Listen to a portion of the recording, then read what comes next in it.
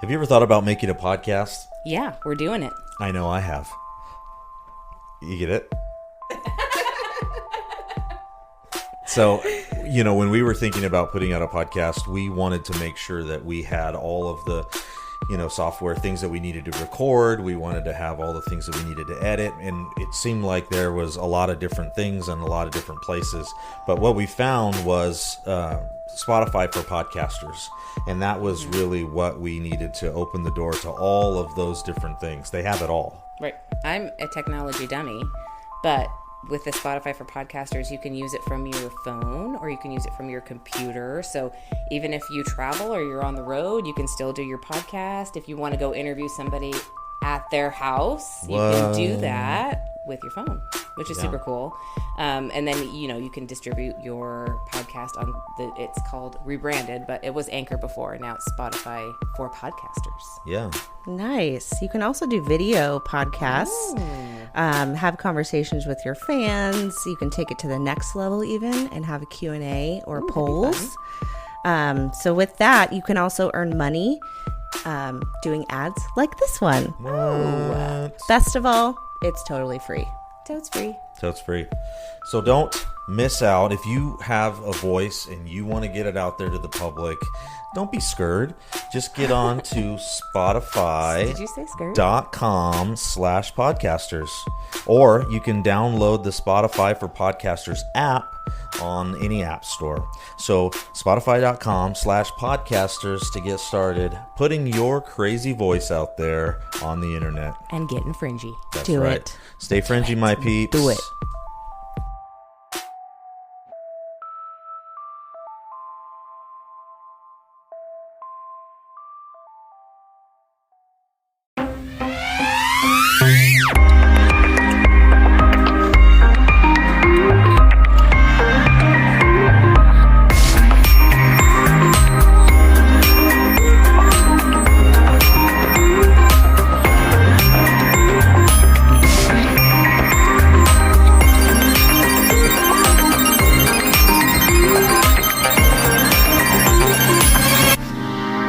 All right, guys, we are back with another episode of That's So Fringy podcast. That's right. We are here with a super special guest, and we are so thankful that she was willing to come on and talk with us on Good Friday. That's right. Good Friday, which is today. We're recording this today. And so that means that this episode's coming out on Easter Sunday. Yep. And it's so perfect timing, and it's come together so perfectly that we know that it's not done by us. We had no power in this. This is all a God thing. Yeah, it definitely is. And when you hear our guest's message, her name is Kristen. She was in a docuseries called Holler. You'll hear us mention that during this episode. But it's very interesting story about a woman that was possessed. Mm-hmm. That's right. You heard me. Possessed and then delivered. So what better day than to drop a deliverance message, the saving grace of Jesus Christ on Easter Sunday. So that's what you're going to get. Yep. But just a couple of housekeeping things. Don't forget to like, share, subscribe, all the things that we always say. You're probably sick of me saying it, but too bad. Said it anyway. So, and he's going to keep saying it. He does that. It's like a tick that I just have to. But anyway, there's lots of things that I want to talk about, but I'll cut it short with just this. I think that the interactions that I'm having with the people have been so fun. Yeah. I've really enjoyed interacting with the audience and interacting with everybody that's listening, and also the other podcasters and the guests that we've had. This has just been a fun journey for me, and I hope you guys are having a good time out there. So with that, we're going to kick it over to the episode. We hope that you enjoy it, and more importantly, we hope that you see Jesus all throughout this episode, because that's our goal. We want to show Jesus to the people globally, and we're hoping that you're seeing that here. So with that, we're going to jump into the episode. Here we go. Whoop, whoop, whoop, whoop.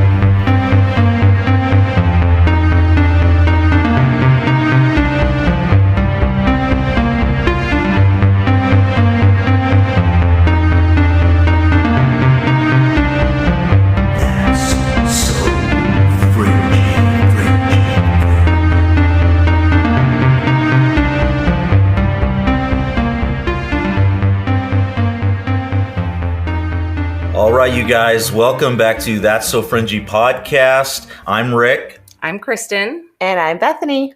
And we are here with Kristen, and we're going to be talking a little bit about her testimony, her story. Kristen, we first saw you on the Dark Holler documentary, and I know I don't say it right because I'm from the West Coast, but I know I'm saying that word wrong. So all you people out there, don't get after me on this. It's Dark Holler for me. It'll sound better when she says it. Yeah. It's a holler. That's right. There you go. Well, we're so pleased that, Kristen, that you were able to take the time and come on. And we're just interested in getting to know you a little bit more, introducing you to our audience, and then also just having a conversation with you, seeing how things are going now for you after the documentary, just kind of checking in with you. I'm sure you have a lot of fans out there, which might seem weird, but I know you do. And so I'm sure everybody's looking at what's going on with Kristen now. So let's go ahead and start with your testimony, and we'll go from there. Okay, well, thank you so much for having me. It's really a blessing, honestly. So I want to start with my family background, childhood a little bit. My family originated from Kentucky, and I'm actually from a lineage of witches. So we're Native American, actually, so there's a lot of paganism in there. There's actually we're Wyandot Indian. My ancestor is a Wyandot Indian princess. Her name was Morning Glory, and her daughter's daughter is where I get my name from. So it's pretty cool. But it's a long line of witches in my family, and we actually didn't even put all the pieces together until going and shooting Dark Holler. And everything just kind of came together, so it's kind of wild. But I started getting into witchcraft heavily when I was about 15, 16 maybe. I started with Wicca, and it grew and grew and drove me deeper into hoodoo is what I preferred to practice. And there's where I come from Boone County, West Virginia. So it's very heavy there. Yeah. The drugs, the witchcraft, I mean, it's everywhere. And so I just kind of dove headfirst into it. I didn't grow up in church. I wanted to be as far away from the church as I could have been, and I was. And then whenever I was in my 20s, is really when it took like a really dark turn. I began doing, I had done partied, had partied off and on, like through my teenage years, but never really got heavy into drugs until I got heavier into witchcraft. So I would take whatever substance, really, it could have been anything, to get heavy, to get into the space of consciousness. I want to say to bring me to a higher level. Sure. Or open your mind. Or yes, to open myself up to these spirits that were actually demonic, that I had no idea that I was, bringing demonic entities into my life. I was opening doors. I had no idea. When I was practicing, I remember feeling like, this is who I was. I'm bringing myself to the best version of me that I could. I would practice spells and make different spell candles and just do things like that. And it was always, I'm not there yet. I'm not there yet. I have to do this. I have to do this to get deeper into it. And it really opened doors to the demonic. It actually led me to possession. I don't want to really say like her name because I don't want to give it away from Dark Holler. But she completely tried to ruin me. Like she ruled me. She rocked my world. Like, it's funny, when I was watching the Dark Holler documentary, at the same time, we had watched it a while ago, and then we just rewatched it again because we knew we were having you on, so we wanted to kind of refresh. But we also had watched The Chosen TV series. Have you seen that? I'm watching that now. So that first episode was crazy for me because that was crazy for me. I bet, and that's what kind of drew me to bring this up is the idea of how Mary Magdalene in that first episode is a lot of what you were going through, and it was kind of being portrayed in a very cinematic way, but it was almost like it was a possession, and that there was this darkness to torment. Her. And then he actually calls her a name, and I won't ruin it for everybody, but if you guys want to watch The Chosen, it's very interesting. You can get it on Angel Network. You can see it all over the place. Just look it up. But anyway, I didn't mean to interrupt you, but that really stuck with me, that first episode. And when I was watching Dark Holler again, it reminded me of that. Yeah, my sister called me because she had watched it, and she was like, Did you catch that? And I was like, oh, I caught that. That was very. I felt that. That was a very. I don't want to say triggering like a bad thing. It was more of like triggering like a good thing. Like that's really what God brought me out of. Yeah. Exactly that. And I'm gonna get emotional. Well, I'm a grown ass man, and I was crying. Really? Yeah.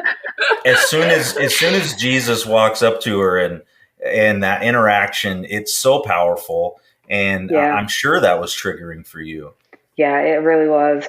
But yeah, and it's just like that too. Like I would have lucid moments and be completely myself, and then and I wouldn't realize it really. It was everybody else that would see it.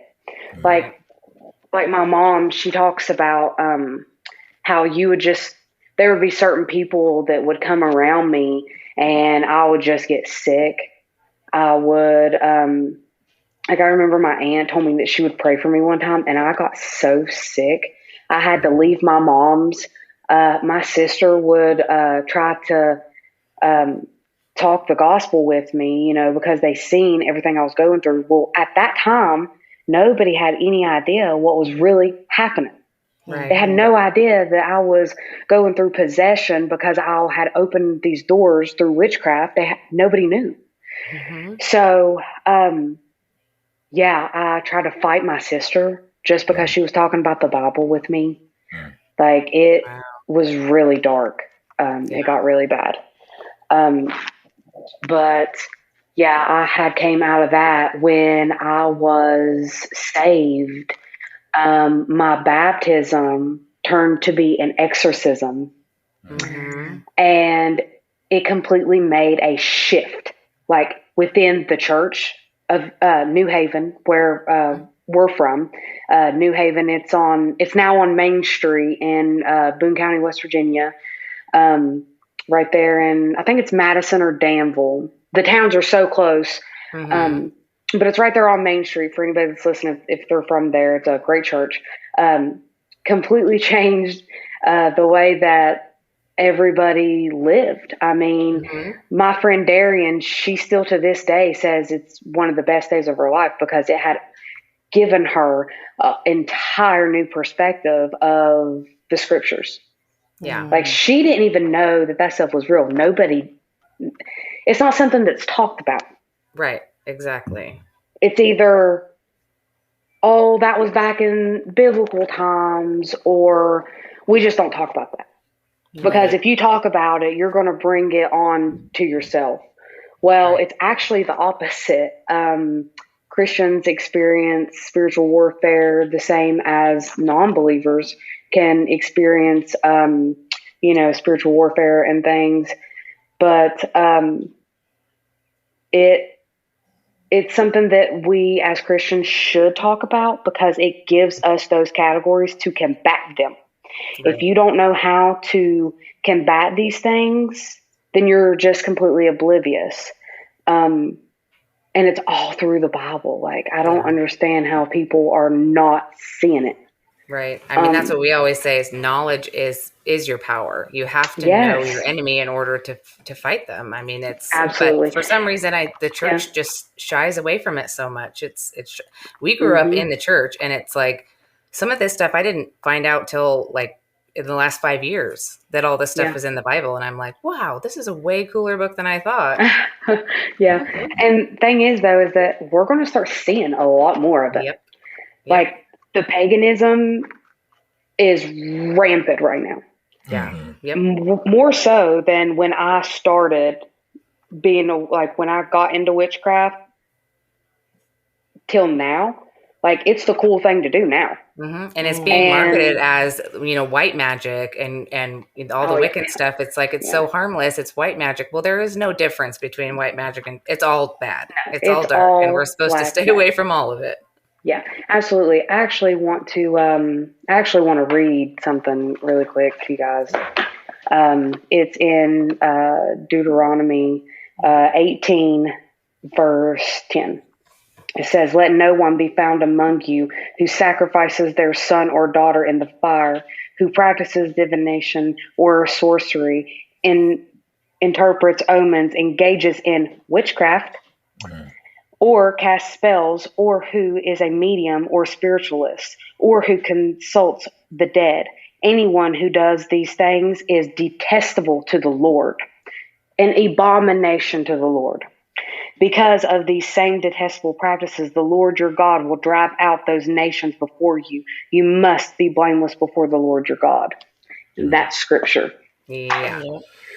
And that's what we need to be talking about is that God, we believe in the Genesis 6 narrative, where there are, God chose Israel as his people, and all of the other sons of God were called. We are called to be, as Christians and as Israel back then, we're called to be set apart from all of that other stuff that was going on. And we see over and over again in the Bible, people falling back into these cultures that are surrounding them and getting into their ideologies, getting into their witchcraft, getting all of that stuff. Mm-hmm. And so when you see the word holy, you're supposed that means set apart. That's God telling us ourselves apart from what it is that they're doing all around us, and in this world, but not of this world, right?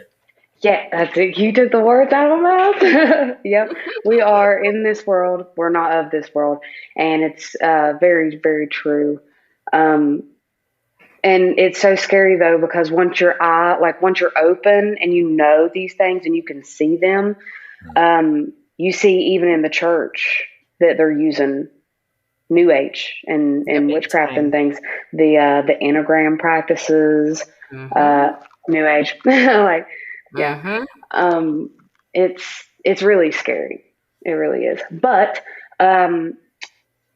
we are what is to be feared. Yep. The demonic fears us. And we don't understand as Christians that we do have authority through God. Like God gives us the authority to cast out demons, to combat these things. That's what we're supposed to do. And so, you know, it really did change everything. It changed my life. God changed my life, my husband's life, my kids' life. Like everybody that has been affiliated with us, it's changed their life. It was really cool to watch how everything came together, you know, like, yeah, I know that Ward did a great job putting the documentary together, but just the story itself of how, you know, your sister and she brought Josh and how everything just kind of came together. And you know that God's working when stuff like that happens. Yeah, it was absolutely God's timing for it all. I mean, there's nothing that we didn't go through that was not useful for His glory. Like it was all the way that He wanted it to be. Like we hit rock bottom. I went through what I had to go through for His glory. We moved out here. We live in North Carolina now. For His glory, we're seeing that now. We did Dark Holler. It was super crazy too because we didn't call Ward. We didn't initiate any of this. Ward actually reached out to Josh and said, "Hey, you know, I'm trying to do a different kind of documentary. Have you had any like strange spiritual stuff going on?" Josh was He's like, "Oh boy." Yes. Yeah, very recently I have. And we didn't even think that when Ward came down and interviewed us the first time, I was thinking this guy's definitely going to think I'm crazy. He's never going to call us again. And he called us and was like, "I want to do a whole series on this because like God is doing something. Like God has done something and this isn't over yet."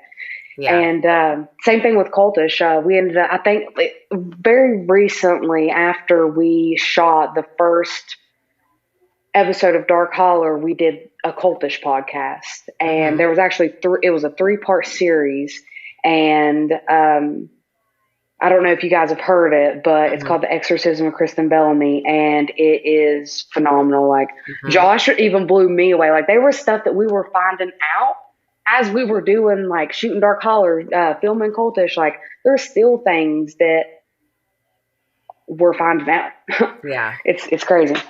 Yeah, because that's a very oppressive area. I mean, from what I've seen in the documentary, that there's, you know, you've got those birds circling around the town, and you've got all of this. You want to hear something about birds? Yeah. Well, we live out in North Carolina now. We moved. We're states away, okay, and there's flocks of owls that sit out back here. In this tree, literally in this tree that I'm pointing at. And I had no idea that they were, they scream at us. They've attacked our cars. I had an owl one night try to get in my bathroom window. Scared me to death. Okay. Oh my goodness. So Bethany is terrified of birds. She has an actual like horrible fear of birds. I used to not be, but now I am. It's owls. But yeah, it's been crazy.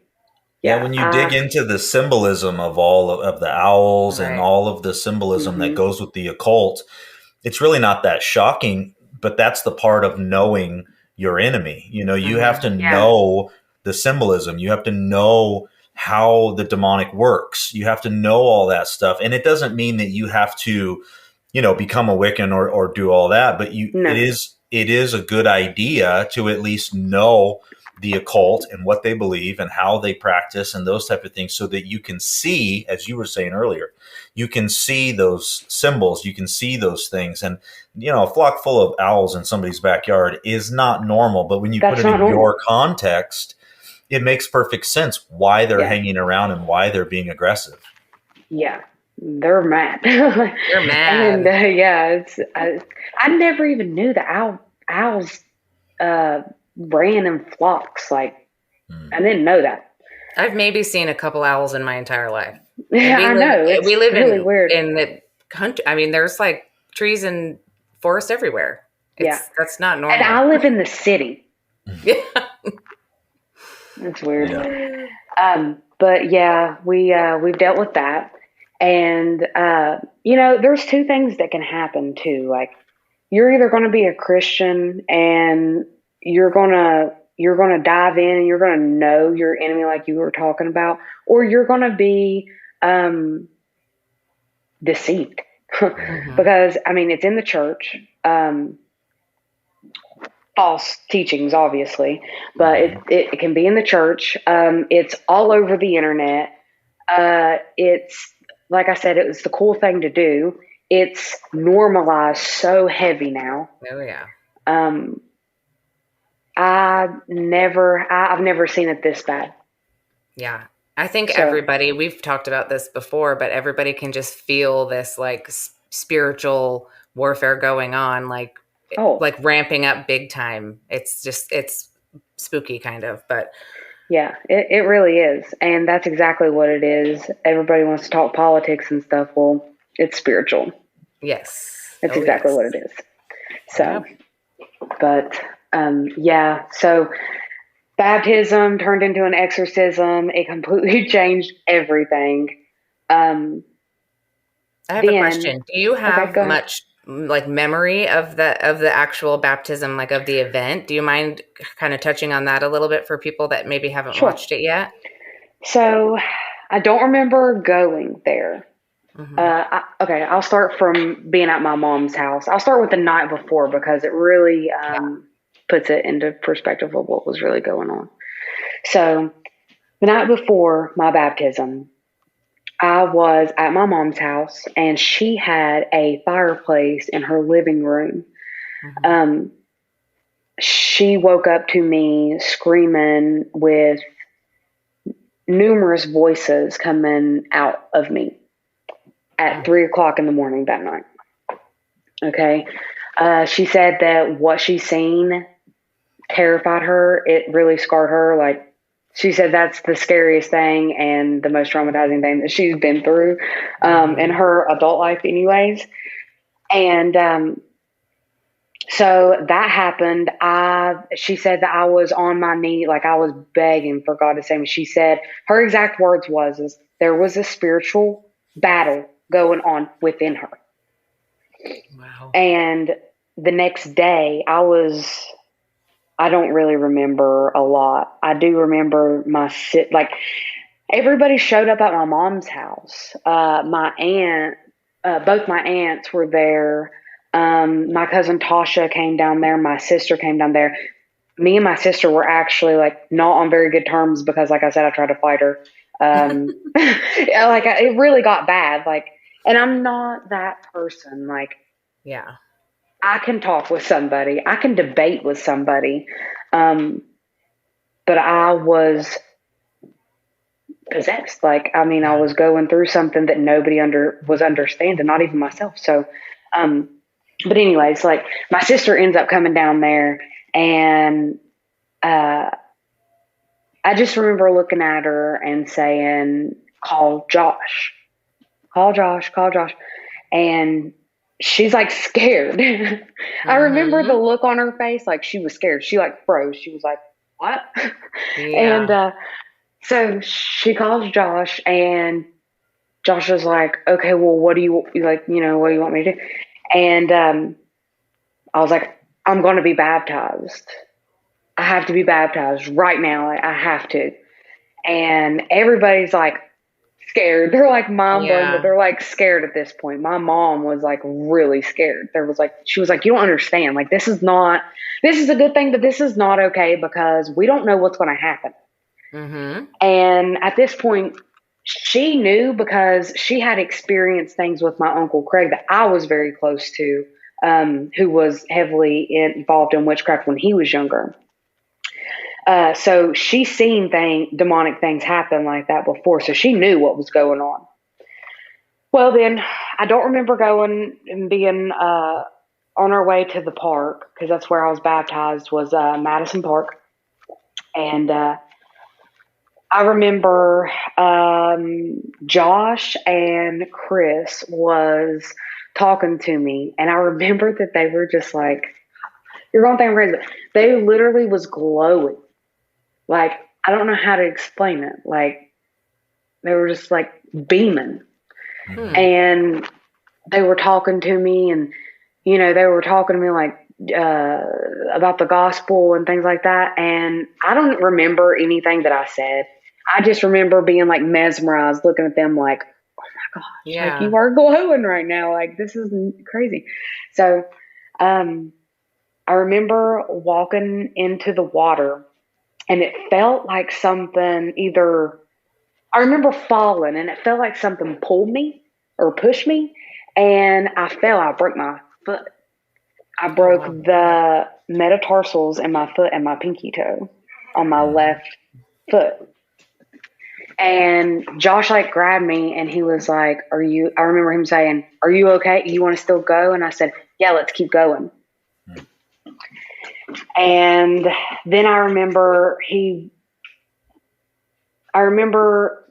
being like, I was standing there, and he was talking, and I couldn't really make out what he was saying, but it felt like I was being pulled. And so I just kind of took it in, like, I'm not coming back up. What are you going to do about it? Like, at that point, there's nothing I can do. So I remember feeling like pulled, like, okay, I'm not coming back up. And then I don't remember anything after that. So it was very, very touch and go. Like, I remember little things. I don't remember a lot. I do remember breaking my foot because after my baptism, I definitely felt that. Like, I was down for a while after that. Yeah. And I remember Josh and Chris and feeling like I was being pulled, and that's about it. Wow. So, And Josh had prayed before you went into the water. He had chosen to use a exorcism prayer. Yeah, Luther's exorcism prayer. Yeah, which I thought was pretty awesome. Because some people just don't have the boldness to do that or the belief. It was the first time he ever did it. Yeah, Well, yeah, and that's the crazy part is that he was being led obviously by God to say what he said. Like, all these roadblocks that came up that could have stopped this whole process. Yeah. But God was like, no, we're doing this. Like, this is happening. And, you're lucky that you had Josh there that was listening to the Holy Spirit, and you were able to power through a broken foot. I mean, all this stuff that's just such a powerful story. It was really, really crazy. Like, looking back at how everything happened, I'm like, wow, I definitely appreciate everything that I went through. Like, all of it, the drugs, the witchcraft, like every bit of it, because that's something that I had to go through. Yeah.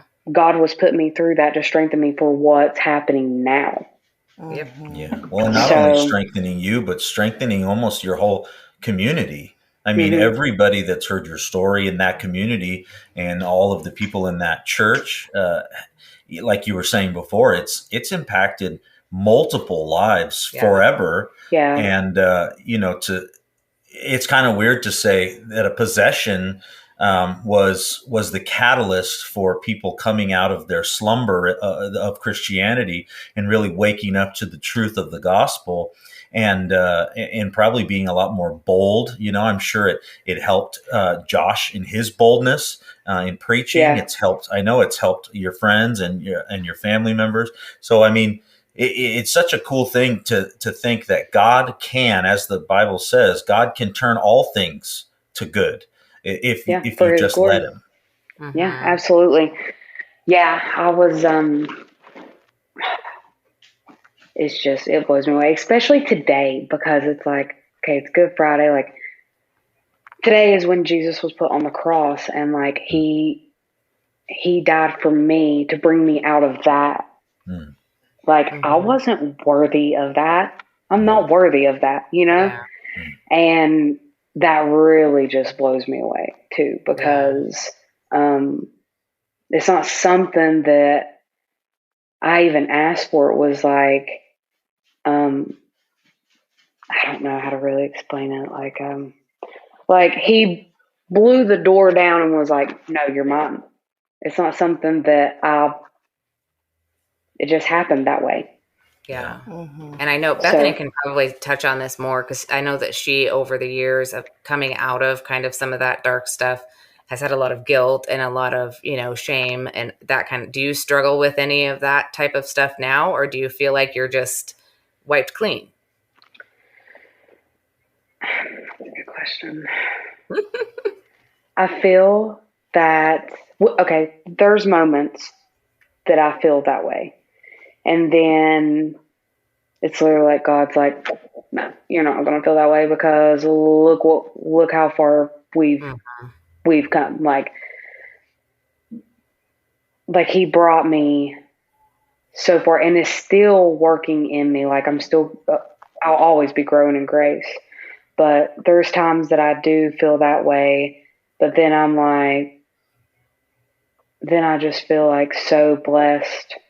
Yeah. And he puts me back into that mindset and gives me that reassurance. Like, no, you're not going to feel that way. You went through that for a reason. Mm-hmm. And I'm showing you this. Wake up. I'm showing you this. Like, and that's kind of how it is, like, I still go through spiritual warfare. It's been very heavy, especially after everything that we went through, moving away from, Boone County and, the podcast that we've been on. There's always something that tries to interfere with getting our testimony out there. Because it's not just mine, it's my husband's too. Like he lived through all of this too. Mm-hmm. And my family lived through all of it. So it really is just amazing what God has done in all of our lives. It's affected everybody. Yeah.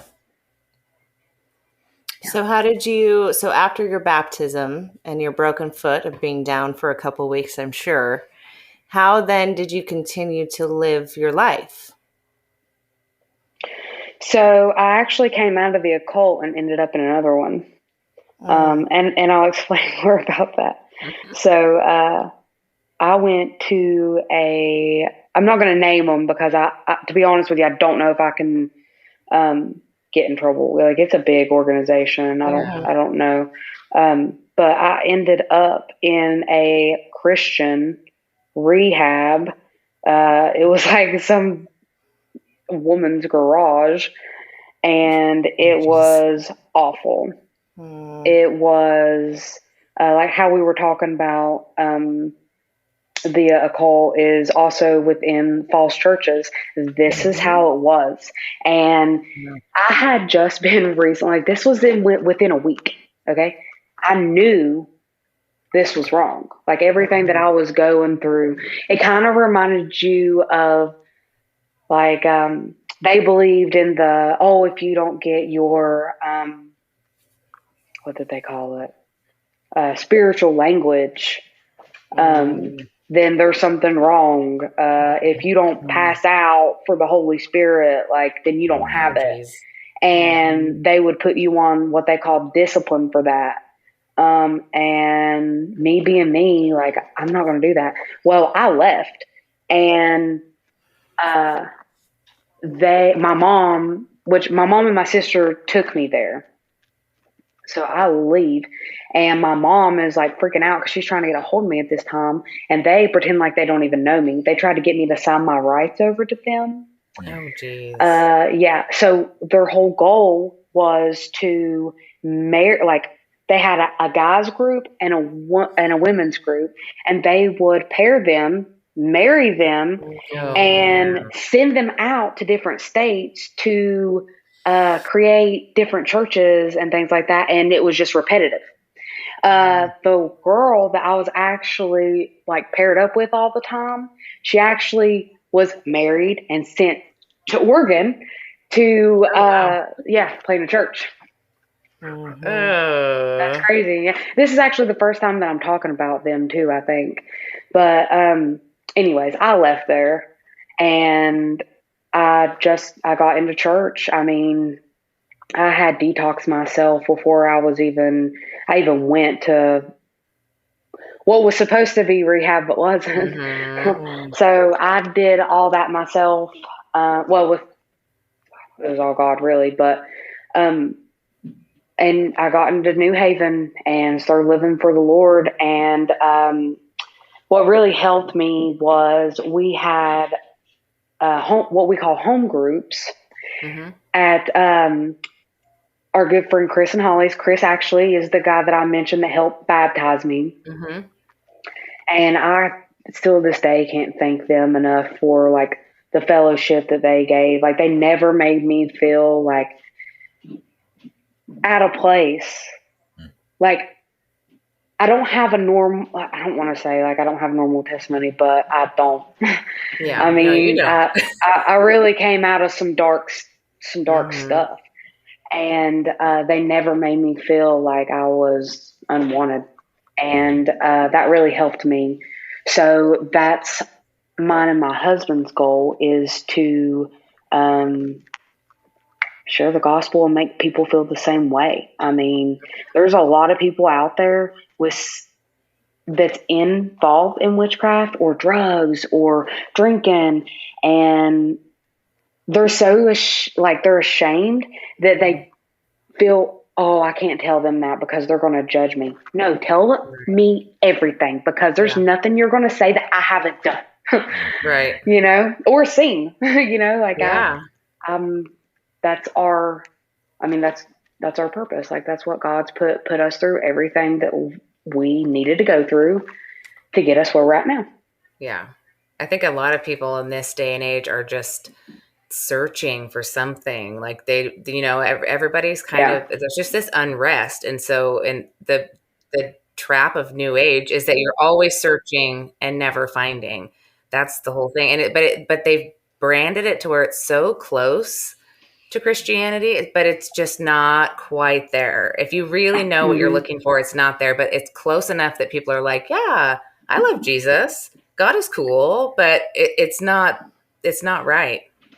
Well, the whole point of like when you really get down into and dive deep into like what witchcraft is and what it stands for, all it does is mock Jesus and Christianity. Like that's why there's such a controversy about Easter and Halloween and all these different denominations. And you know, witchcraft is mockery.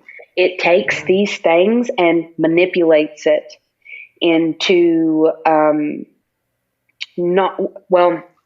it's going to manipulate it into you thinking that you're trying to raise your vibrations, be the best version of you, YOLO, you know, all these different things. You only live once, no regrets and all this and that. That's manipulation is what that is. And that's not what we're supposed to do. We're supposed to live for the glorification of God. So, when you see things like that, that's manipulation. Yeah. And what it really does is it manipulates the person into thinking that, and really it's just trying to kick down doors for its gain. The kingdom of darkness, I guess you could say. But yeah, we don't bat for that team anymore. No, but they're still trying to get you. You're the one that got away. So you're going to always be battling that stuff. I mean, we all are. Oh, yeah. Bethany's always going to be fighting her demons. I'm always going to be fighting mine. But you we're a threat. Especially you have to be steadfast. You have to be careful. Yeah. Because we're a threat. I mean, we came out of it. We know how to combat it, and we're out telling our testimonies, and we're telling the gospel, and these people's eyes are being open, and God is just changing their hearts, and it's it's really something to live and see. But yeah, it's a threat, and anything like I said, the spiritual warfare. Anytime that we would do like a podcast or anything like that, or like even the time like shooting through Dark Holler, there was like a spiritual heaviness of like demonic things happening. My sister and her husband have experienced so much. And, you know, it's really awesome to see that. I mean, everybody around has, that was affiliated with it, you know, so much that they've experienced. And what's beautiful about it is that they've not stopped. They know that God is using these testimonies and the story for his glory. Right. So it just really is amazing. Like, you really can't stop God's will. Mm-hmm. No, and that's why we wanted to put this podcast out, was to get these stories out to people, because, you know, West Virginia is a long way from us. So everybody in our area hasn't heard your story. Maybe they haven't seen Dark Holler, but we want to bring what God's doing all over the world to the forefront of people's minds, because there is a spiritual battle going on out there, and it's very clearly changing people's lives each and every day when they choose Jesus, when they choose the kingdom of God over the kingdom of darkness. It's changing people's lives, and we want people to know that, because, you know, when you sit in a pew or a chair at church and you're so kind of self-absorbed with what's going on right there, with the music, with the, you know, with the pastor, with everything that's going on right there, it really brings Christianity to a very small box. Mm-hmm. Yeah. When the reality is Jesus died on the cross and rose again, and he opened up his house to everyone, to literally everyone, and said, all you got to do is believe that I did what I did and come and follow me. Choose my kingdom, change the way that you're living, follow after me, repent. It's the first thing that he said when he started his ministry. Repent, change your ways, and fix it. And I think if we change our thought of Christianity to a more global mindset instead of just our own little church community, then things are going to start to change, and we're going to start shaking up this world the way that Jesus wants us to. It's very true. And you know how you brought up The Chosen earlier. I was watching it, and I was thinking it in that sense, though, of, you know, unbelievers. And I can say this because I was one. You know, like I was that person that was like, hypocrites. You know, you're not going to sit in a church house and be pointing fingers at me when you're going and you're sinful too, and all this and that. Yeah, well, we should definitely think of it as, you know, Jesus came to this earth, and that's who he ate with, was the sinners, you know, the murderers, the thieves, the people, the black sheep, the people that were cast outs, you know, the ones that's covered in tattoos and just, you know, like, we don't fit into that little, what some people want to say, little church scene. Yeah, it's not, Christianity is not like that at all. It's the complete opposite. It's the complete That's opposite. what people need to hear. I mean, we've had weird little, you know, spiritual battles starting this podcast. Even just, you know, we'll put out an episode, and then all of a sudden, you know, you get all this stuff that happens, and it's because they don't. The darkness doesn't want the light to get out there. That's the whole thing. But it's crazy technology is a blessing and a curse in this day and age, I think. But the blessing is that we have people in, you know, Norway and Ukraine and all these other places that are listening. And it's like, this is maybe your story is what they need to hear. Maybe Rick's story is what they need to hear. You know, we all have a different story. And when we can share it and go, we still sin, we have, nose rings and tattoos, and we wear ripped jeans to church, and, all of this stuff that's like, that's okay. God doesn't care about that stuff as much as it's been led to believe that he cares about that kind of stuff. He cares about the condition of your heart. Yeah. Yeah. He literally addressed that too, to not worry about what you're going to eat, drink, or wear.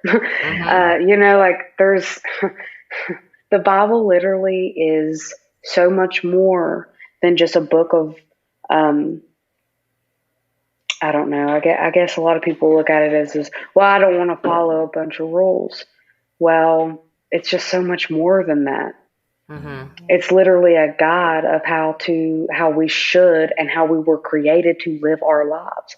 And that's why when you're involved in drugs or drinking or witchcraft or whatever it is, you always are filling that void. Mm-hmm. There's always going to be a void there. No matter what addiction it is. It could be addiction to the smallest thing, but it's filling a void that only God can fill. Yep. And that's exactly what it is. And I really came to know that. Yeah, firsthand. Yeah, I definitely lived that. Yeah. So you guys are going to have to watch this show. I'm not kidding. It was so powerful to me that I was just like, oh my gosh. And I think I saw a lot of parallels between you and Bethany. Obviously, she's my sister.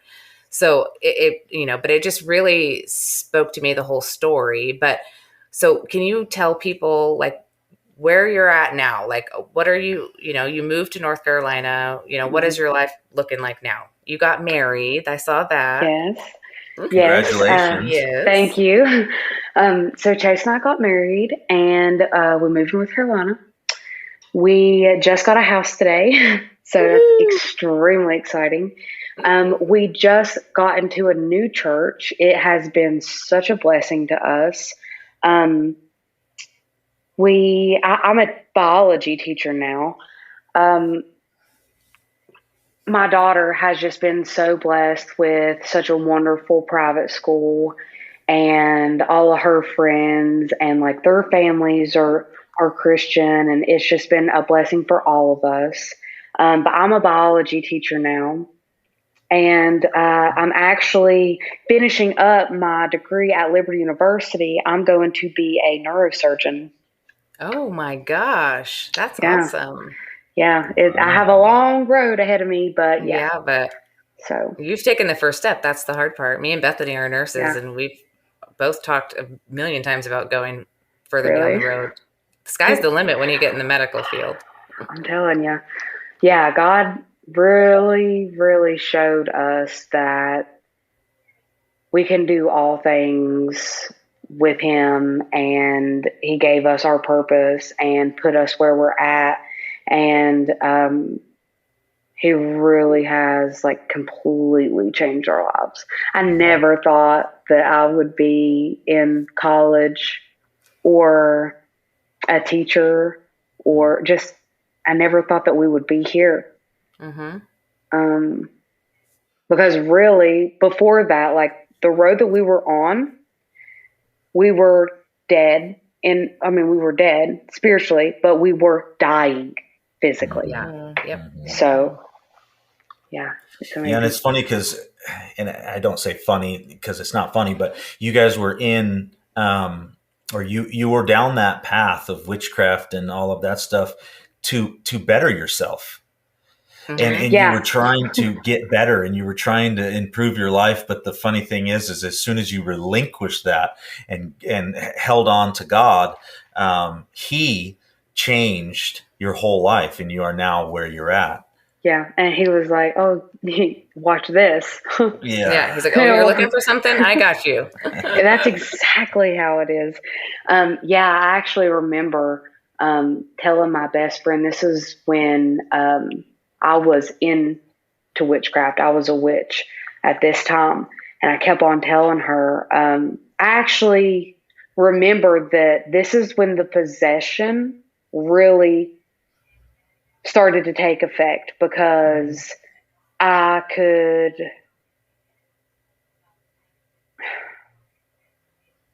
there, I don't know how to describe it really. It was like sitting in the back seat of my own mind. Does that make sense? Yes. And I kept on telling her over and over, I need some kind of like, I need some kind of spell. Like I need some kind of like spiritual awakening. I need to meditate more. I need to, make, I don't know, like I would just go through so many different things of, what can I do to make me feel better? Mm-hmm. And there was nothing I could do. Well, and as you start opening those doors and going down that Yeah. path, you're unknowingly making yourself more susceptible to these spirits. That's exactly what they want you to do. That's The way exactly to start what it was was. just being interested and just, oh, I wonder what this is. And then, then it just, like I said, it's always searching and never finding. Yeah, exactly. Like I'm doing all these things. Why is nothing working? I'm taking the drugs and doing the meditations and the spells, and I'm doing this and I'm doing that. This is supposed to be a journey, and I'm not finding anything, and it was ruining me. Yeah. But God picked me up out of all of that and said, I'm going to show you everything and more of, like, I'm going to completely flip your perspective of who I am. Right. So and good. that's exactly what he did. So did you have any, so when you were moving to North Carolina, did you have any anxiety or doubt, because you were moving away from your whole support system, right? Oh yeah. My husband and I, we spent a year apart. Oh, wow. And I would, this was a very stressful time and I laugh about it now, but it was me and his mom. We would be driving down here all the time, like just blindlessly drive around looking for anywhere to go for us to move to. And then we finally found a place. And then we moved in here. So my husband actually moved straight out of a halfway house into the apartment that we're into now. And then finding a church was the most difficult thing out here that I've ever done, I think, because it's so hard to find a really good church. We did find one. We made some really good friends there, but it wasn't where we were intended to be. So now we're at the place we're at now. I don't want to say names because no, you're fine. That can be hard. But we're at the place we're at now, and we actually, this is I think this Sunday is the third time that we've went, and it's already just been a complete blessing to us. Yeah. So you can just tell your soul feels at home there. Yes. And that's what we were longing for was, okay, we really need to find a church where we belong because we have been isolated for so long. And the spiritual attacks was just, nailing us. That's where the darkness wants you, is isolated. Yes. And we were. But we're not now. So that's great. Yay. So we're seeing the other side of this week alone has really changed the way that I have looked at walk by faith and not by sight. Yeah. Because God has just done so much for us in just this week. And I'm learning more about surrendering. Yeah. I never really knew I thought I've surrendered, I've surrendered. No, not the way that God has recently showed me how to surrender. Yeah. So, but we're always going to be learning, Yeah, it's true. And your message is such a great one. And I'm hoping that all of our listeners out there are encouraged with maybe their darkness that they're going through right now, that there is light. If you reach out to Jesus, he'll find you there as he found you. and in your darkest place at your hardest time, you said in front of the fireplace, you were crying out to God, and he said, okay, here I am. You asked for me, here I am. And I think a lot of people don't realize, I mean, you hear it in church that God's always there, he's always around, but if you call on his name, he will come for you. And it's so powerful, and it's such a great message. And I don't want to take up too much more of your time, but we're just so thankful that you were able to come on. It's so gracious of you to take the time. And we know that you're being blessed in such a great way. And we're so happy for that, because as we said, we saw your documentary, and, we've been thinking about, how is she doing now? I think everybody's wondering that. So thank you for coming on and sharing all of that with us. And we just hope that God continues to bless everything that you're doing. Mm-hmm. Thank you so much. It really has been a blessing to be on your podcast.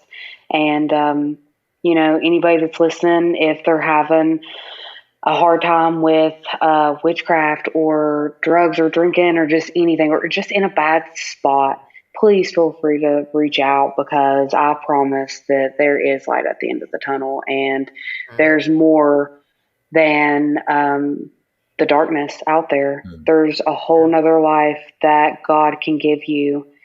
And, it really just takes, it takes courage. And everything that we go through, God puts us through for a reason. Yeah. Yeah. So where can people find you at? You're on Instagram. Where? I mean, I watched your film, I think originally on the website, because it wasn't on YouTube yet, but now it's on YouTube, right? It is on YouTube. It's on LordTV.com, I believe. Yeah. And it's on YouTube. All you have to do is look up Dark Holler docuseries, and I think episode 1 through 5 is on there. We did shoot a 6th episode, but I'm not sure exactly what that looks like right now. Also, I am on Facebook and Instagram under the name North Elkins. After I was saved, it was just really on my heart. Like, God was like, that's not who you are anymore. So I now go by my middle name. So that's it with the name change. But I'm on Instagram and Facebook. And I encourage anybody to go on YouTube. It's free. I mean, you can watch everything. I do go on there and look at comments. I just recently started to do this. I took a spiritual, I was getting hit hard with spiritual warfare. So I did step back for a while, and I wasn't doing podcasts, and I wasn't as affiliated with social media and Dark Holler for a minute, but I'm back now. So anybody can find me there. Yeah. Awesome. That's we're so great. so thankful for your story and thankful that you were willing to come on and talk with us and our listeners, because your story is incredible. Everybody's got a story, and everybody's story is incredible, and you never know who it's going to reach, who it's going to speak to. That's true. And that's the whole point, is that we got to get the message out there. Yes, I have heard so many amazing testimonies, like people that have not known me message me and just be pouring everything out. Like, this has blessed me so much. I have gone through similar things in my life, and I didn't want to say anything because people was going to think I'm crazy. Nobody's going to think you're crazy. This happens. And there are people out there that can help you through it. And I encourage you to pray, read your Bible, and reach out to those in the community that can help you be accountable in your Christian walk. That's what it's about. Yep. Amen. Awesome. Yeah. All right. Well, thanks again. You. So great to meet you and be able to talk to you. And we look forward to all of the stories that are going to happen with this podcast going out and all the people reaching out to us and sharing their stories. It's going to be so great. We're believing in God for big things, and we're just so excited to see what he's doing with our podcast and what he's doing with your life. So we're going to wrap it, but we hope to hear more about you soon and see how things are going with that neurosurgery and all that. I might need that one of these days. I got traumatic brain injury. You got blown up in war, so we might need you. Well, holler at me in about 10 years. I still got a while to go. There you go. All right. Sounds good. All right. Thank you. We'll see you later. Thank you. Awesome. Bye. Bye. Bye.